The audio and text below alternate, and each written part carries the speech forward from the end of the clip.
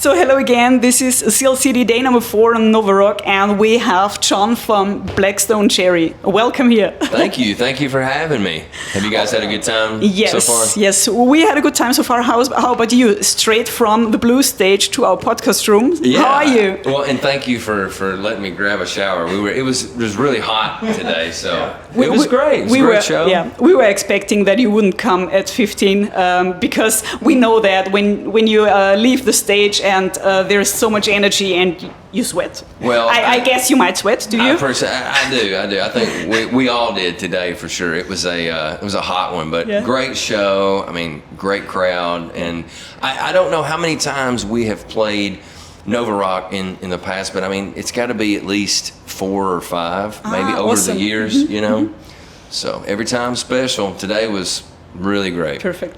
Did you get a chance to look around in Vienna, for example, or no off days? No, unfortunately, we have before.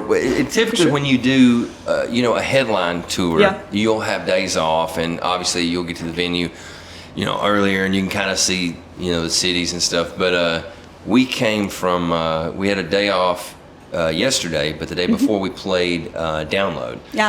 In England. So, and that was great. Yeah, it was a travel day, and then we had to take our bus to the bus garage and have our batteries were catching on fire. So, but I think we got it fixed. We woke up today and the air conditioning went off on the bus, so everybody woke up super early, just like. There's no air, so we got that fixed today. So So what do you typically do when you're on the bus? Any hobbies, any things? How do you spend your time? We normally we're very chill, laid back dudes, and most of the time we are playing Nintendo. Everybody's like totally Nintendo Switch nerds, and but. No, I mean, just hang out. I mean, sometimes we watch movies, but yeah, it's pretty chill. Perfect. Yeah, you need some time to relax between shows. I can relate to that, absolutely. And we've already talked about that. Some more festivals going on. How long will you stay in Europe? So we got here about 2 weeks ago, and we got in and did Sweden Rock, and that was great. And I can't remember how many times we've done that festival, probably 4 or 5 too, as well. And then we're also doing some headline shows. We had a headline show in Denmark and Holland, and then obviously did Download and came here. And we have a day off tomorrow, and then we go to. I had this all planned out. I can't remember now. Germany. We go to Germany, do some headline shows, and some more festivals. So it's at the end of the month. I think our last day is the 29th here. Then we fly home. Okay. When do you come back to Vienna? Anything's planned already, or? Yeah. So we have like I said, we go home at the end of the month, and we have about a month off, and then we start touring in America. So we've got a co-headline tour there, and then we are coming back actually in the fall to the UK. But we'll be back, not too long. Good. Europe and everything. See Very you guys. Good. Looking forward to that. How do you feel when you're on the road and then you get home? How is it being home again? Do you miss the stage, or? I love both. I mean, I love being out here and playing, and being with my brothers, and getting home's always great. I love home. I've got my wife and I have 3 little girls, so I miss them a lot, and they miss me. So, but yeah, I mean, it's like it really when you get home, it's we're never really off the clock because you're doing emails or you're doing conference calls and stuff, and you got to keep that going, and. But no, we love being out here and having the opportunity to play and see the world, and very fortunate guys, and always love getting back home though. Great. So have you ever had something like after tour depression or something like that? Oh, I mean, I think for anybody that does what we do, I think that you definitely are you're split, you know, because you're doing, you know, you're away from your family, and then you come out here, and you know, also obviously we have a family out here, you know, but we grew up together. We were, you know, kids playing music, so it's not like being with, you know, we're very fortunate to have that family, you know, group out here. You know, our crew guys, family to us, and all of us. So it doesn't feel like you're going into a strange environment with people you don't know, you know. Yeah. So. Yeah. Perfect. Your band has started at, I think, 2001, something like that. Yeah. That's quite a lot of That's time. a long time. Yeah, that's a long time. 2001. We were all in high school together, and Chris and I actually, our singer Chris, we went to kindergarten with each other. Oh my God! So we were 5. Oh my God. 5 years old. Yep. Sharing crayons with each other. Okay. And how is it having such a relationship with so many people for such a long time?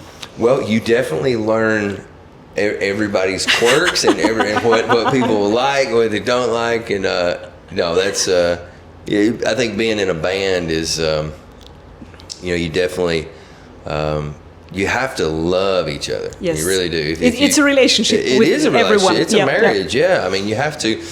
We're just very fortunate that, you know, we love each other, and you know, we never really. I mean, you know, we still live in the same towns we grew up in. You know, South Central Kentucky. Like Chris and I live in a town called Edmonton, Kentucky, and Ben and Steve live in Glasgow, Kentucky, which is right next to each other. And you know, we're we like I'll drive to Glasgow and I'll see Steve and Ben jogging around the square. Okay. You know, so I mean, I'll see Chris in Edmonton. We you know, we see each other a lot. You know. Cool. Very cool. Very cool. You're the drummer. Yeah. Do you often do interviews? Yeah. Really? A lot. Well, I think that, you know, maybe drummers don't do interviews. Maybe they won't let them. But no, I like doing interviews. That's right. I mean, when we first started the band, it was always, you know, we all would do interviews together. Obviously, like when you have festivals and stuff, you have, you know, your press tent, and they try to kind of split guys up and do a different, you know, a lot of different outlets and things. But yeah, I dig doing interviews. I like talking. I'm very winded. I can talk your head off. Our drummer also can talk, but typically we send our singer to the interviews. Yeah, so Well, I think Chris is showering, so. Talking to the drummer, right now you will have a crew who does the setup and everything else which is necessary on stage. How was it back then? Did the guys from the band help you setting up the drums, or how is that? You know, being the drummer in the band is funny because you do have a lot of gear. Yes. You know? We're very, very lucky. We have an amazing road crew, just wonderful guys that, you know, they set our stuff up for us and do audio and, you know, guitar tech, and we're very lucky. Now, in the very beginning days with any band, you know, you're getting your buddies. You're like, hey man, will you come help me, you know, set up this guitar rig or this, you know, or this drum kit, you know. And so we had a lot of our great friends from high school that were out with us, and they actually went on the road with us and were out there for years. And but yeah, it's very, you know, I know people probably know, but it's putting on a great show. You've got to have a great crew. Yeah. Man, they make the show happen. They're so important. We're very lucky to have some good ones. Totally agree. Yeah. How would you say your music has evolved since 2001? Quite a bit.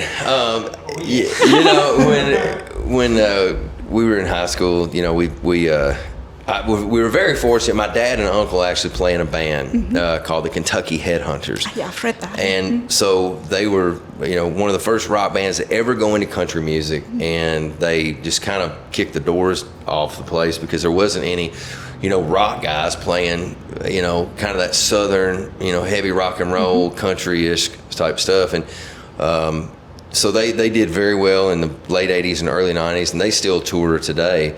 We got a massive following and fan base, and we were lucky because my dad and uncle let us rehearse in their practice space. We call it the practice house, just an old house on my grandparents' farm. And so you know, we put the band together, and we would just every day after school, we would just meet up, you know, and go practice, and we would be down there till late, man, like till 11 or 12, 1 o'clock in the morning. And my grandparents, my grandma, she was a saint. She would like cook, and it would be 1 o'clock in the morning, and she'd be cooking for us. We had to go to school the next day.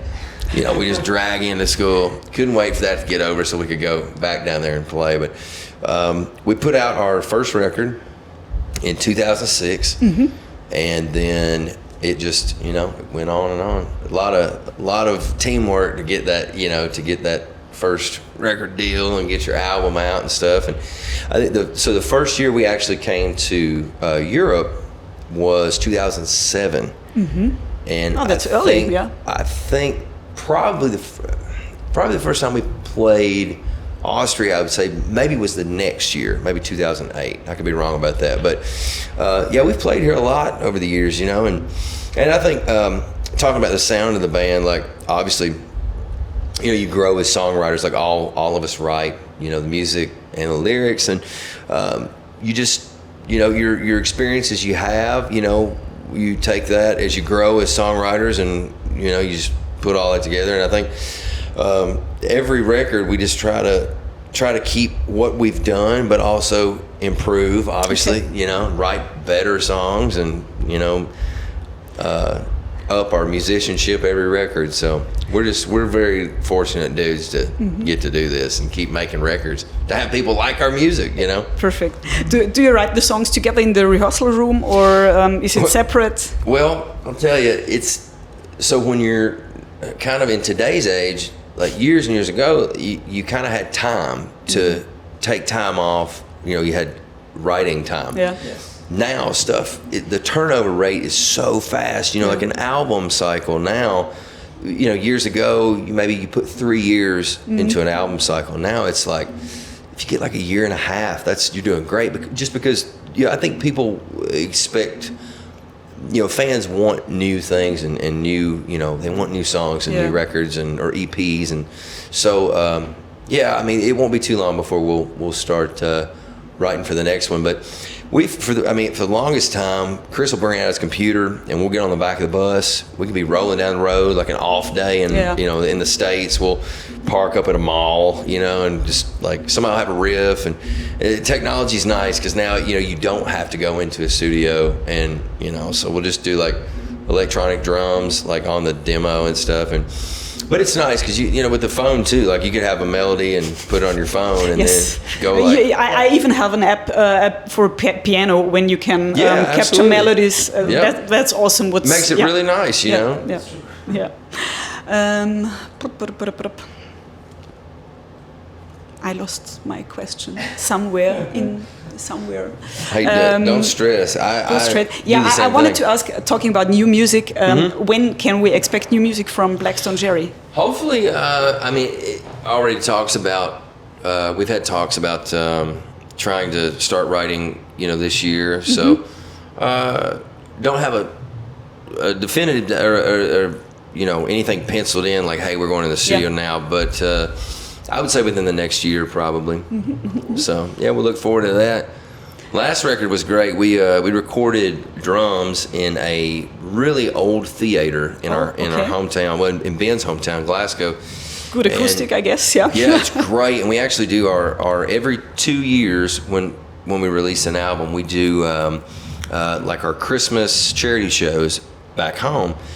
And we do like 2 nights, and it's always fun because we have people fly in. We had people fly in this last year from over here, you know, and fly and see the shows. So we kind of got used to the room, you know, how it sounds. And we're like, man, we're looking, kind of thinking about, you know, where would we, you know, record drums and stuff. And one of the guys was like, why don't we see if we can just rent out the, you know, Plaza Theater, you know, in Glasgow, and see if we can do that. So we did. We hauled all our gear over there, put it in the basement, and Jordan Westfall, our front of house engineer, he actually mixed our engineered and mixed our record. And so we recorded the drums there, and then we took all the equipment back to my house, and we recorded guitars, bass, and vocals, and overdubs and stuff in the back 2 bedrooms of my house. So That's pretty cool. Yeah. Okay.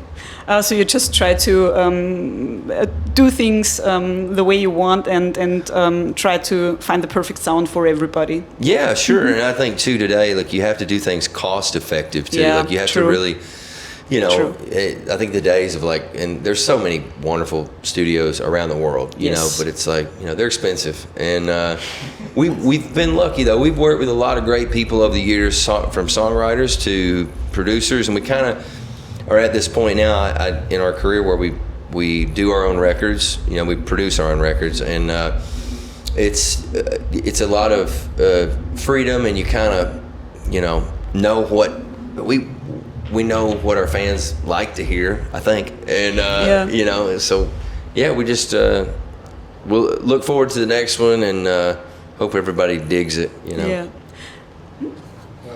Talking about producers and producing your music yourself, you've been working with pretty famous producers right in the beginning of your career. So how's the difference, producer versus self-produced music for you? Well, our first record we ever put out, the debut record in 2006, my dad produced that record, and we recorded it at home, and then we went on the next record, we worked with a guy, nope, not right now, hang on, quit, and we worked with a guy named Bob Marlette, and he had, that was on the Folklore and Superstition record, and he had produced like Ozzy and just a bunch of really legendary acts and stuff. So that was fun, and we learned a lot from Bob. And then on Between the Devil and the Deep Blue Sea, we worked with Howard Benson, and that was like a great learning experience. It was we were out in California doing that record. And of course, he's done a lot of major artists, and then Magic Mountain. We worked with Joe Barresi, who did like Soundgarden, Tool, a lot of great bands. So in doing all that, and then working too, like going out, working with songwriters, doing co-writes with different writers and stuff, learning, different perspectives from other songwriters.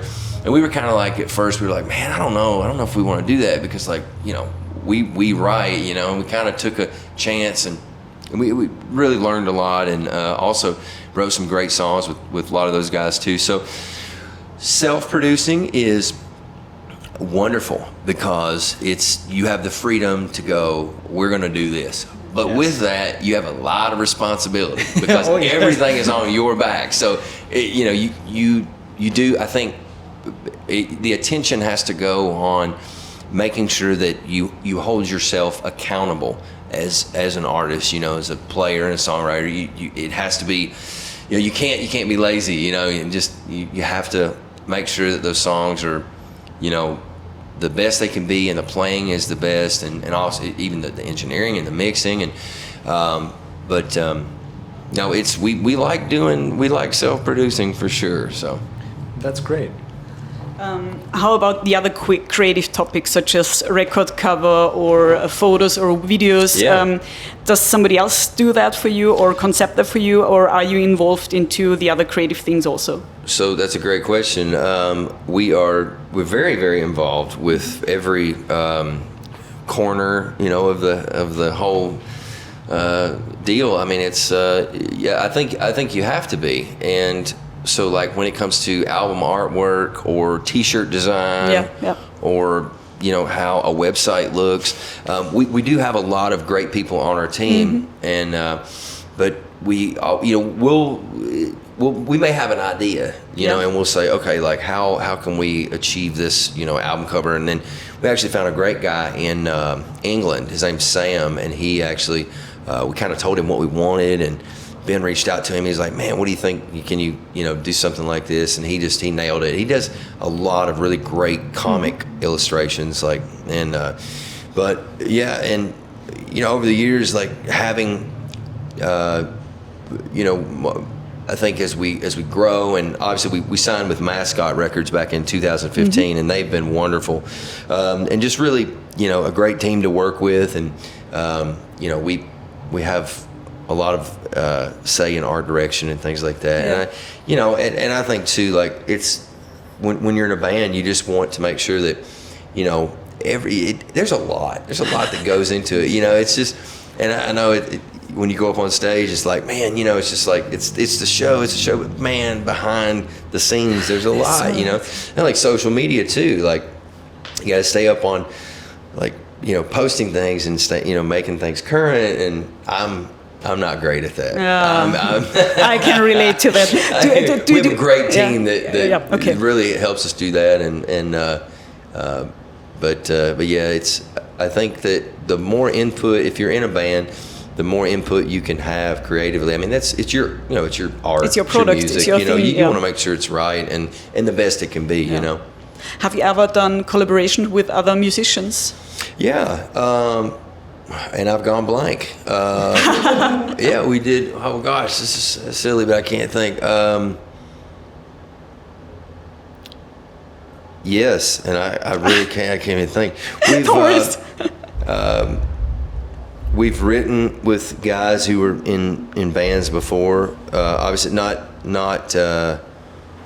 I'm trying to think. That's a great question. I'm sorry. No worries. You don't have to answer. We may have stuff in the future. I can't talk about it, but may have some cool stuff in the future coming out. Some collabs. Everybody's doing collabs now. Yeah. You know, we've had people sing. We had Lizzie from Hailstorm. She sang on the third record, Between the Devil and the Deep Blue Sea. She sang on a track with us. Love her to death. All you know, the whole band.